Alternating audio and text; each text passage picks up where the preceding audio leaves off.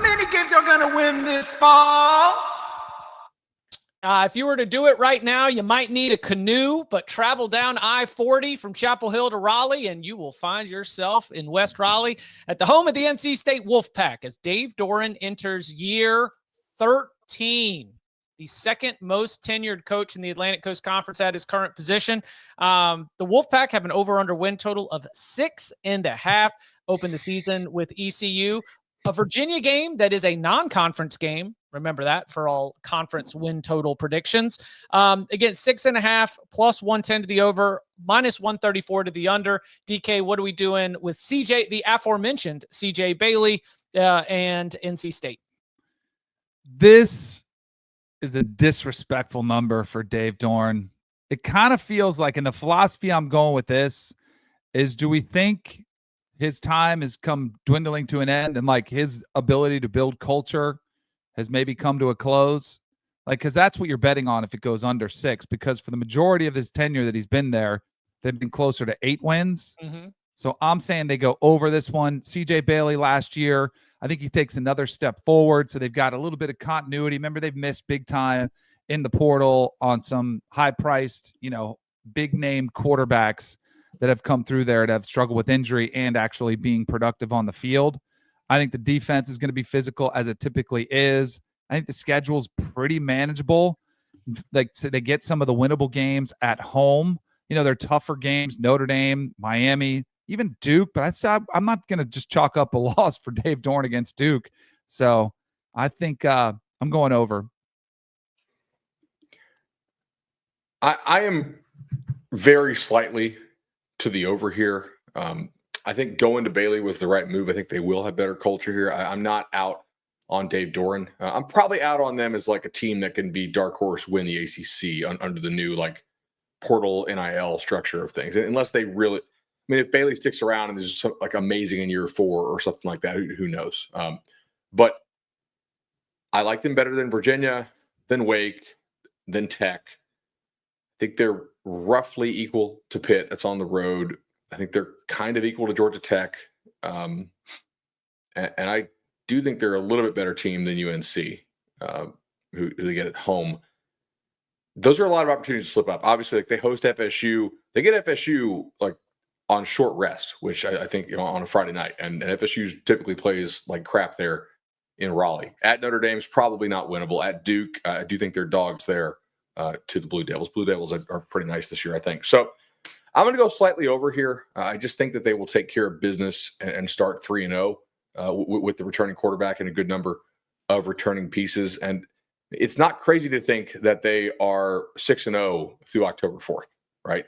For our listeners at home, East Carolina, UVA, at Wake, at Duke, host Tech, and host Campbell. It's not likely, but none of those are insane upsets. And you're probably favored in 5 of 6. Are you guys buying Tech as like a favorite in Raleigh? Because I don't think so. I don't know if you. Well, no, 5 of 6, yeah, but I don't think 6-0 is in the cards there. I'm going under. Listen, okay. I love Dave Doran. I think he's very underappreciated nationally, and I think he's underappreciated by probably a decent portion of the NC State fan base at this point. But I like Bailey. I like what they have at receiver. I know they loaded up on transfers on the defensive line, but Mikey took the schedule off. My concern, personnel-wise, is the offensive line. I'm not super high on. The secondary could be a problem for him, but again, also depending on your schedule, how many times is that going to be a huge problem for you with who you're playing? But that back half of the schedule, man, like that is a gauntlet. Like your 6 hardest games, you can argue outside of maybe the road trip to Duke, are your final 6 games of the season. So you're going at Notre Dame and then get a bye, and then you're at Pitt, then you're coming home for Tech, then you're at Miami. You get Florida State, but as Bud mentioned, it's at home. It's on a short week, so you get an advantage there. And then you get your rivalry game against North Carolina. Like, I don't know, man. By the time you get through that gauntlet at the end of the year, this could be a thin team roster-wise. They could be a little beat up. So I think they're going to get to a bowl game just because I have a very hard time imagining a Doran team not.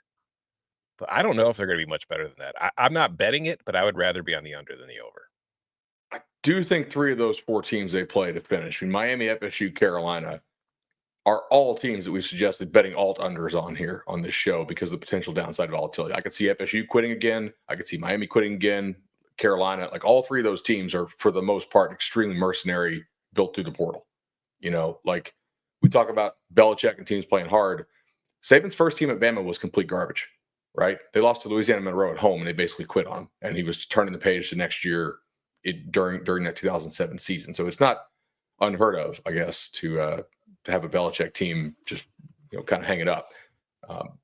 But they're going to have to steal one in November, most likely, to hit this, or just start really, really hot. Yeah. I am not ready to assume that the defense is going to be good. The defense took a huge step back last season. It's like having, Peyton Wilson, for 3 years, really, really mattered. They lose Brandon Cisse to South Carolina. They are, to your point about the transfer portal era, like your Bradley Chubbs, your Peyton Wilsons, your Tanner Ingalls, like these players that were the Dave Doran special, the overlooked, the under-recruited. I'm going to go bring you in. I'm going to develop you. Garrett Bradbury along the offensive lines, another great example of that. It is tougher right now with the way that the portal and NIL are for them to be able to hold on to those players. That's the sort of a tough big picture outlook. They switch out. Tony Gibson was the defensive coordinator for a lot of those great NC State defenses. He is now the head coach at Marshall. They bring in DJ Elliott to be the new defensive coordinator. But personnel-wise, I don't know. I think it's an NC State team that's going to have to outscore a lot of opponents. CJ Bailey's good. I like Noah Rogers. I like Hollywood Smothers. I like a lot of their skill position talent. It's just going to be a different kind of NC State team. I am officially on the over here. I've got them 7-5. I think they lose to Duke, lose to Notre Dame, lose to Miami, lose to Florida State. Pitt and North Carolina probably split that 1-1. Georgia Tech would be another one that I consider among the toss-up variety. So it's with those toss-ups, I do have them at 7-5. But I think that for NC State, assuming that they're going to be right back to a rock-solid defense and good development team, I think might have to go with a little bit of flash and gas. And is Dave Doran ready to do that? Is Dave Doran ready to go and win a game 45-28? I don't know. We'll see. Your internet needs some flash and gas. More flash and gas? Well, is it right now? Yeah. Oh, yeah. Yeah. Oh,